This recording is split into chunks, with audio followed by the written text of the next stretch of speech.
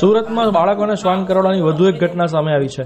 સુરતના ઉમરા વિસ્તાર ખાતે 6ઠ્ઠા ધોરણમાં ભણતો એક બાળક આજે સવારે શાળાએ જવા નીકળ્યો ત્યારે શ્વાનોના ટોળાએ એના ઉપર હુમલો કર્યો હતો।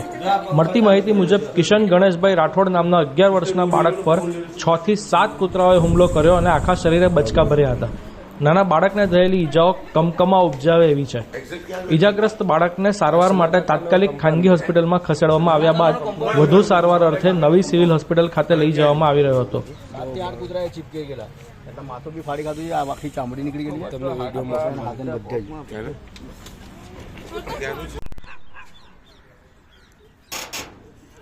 ઘટના બાદ લોકરોષ ફાટી નીકળતા એસએમસીની ટીમ હરકતમાં આવી હતી અને 10 જેટલા રખડતા કૂતરાને પકડી પાડ્યા હતા।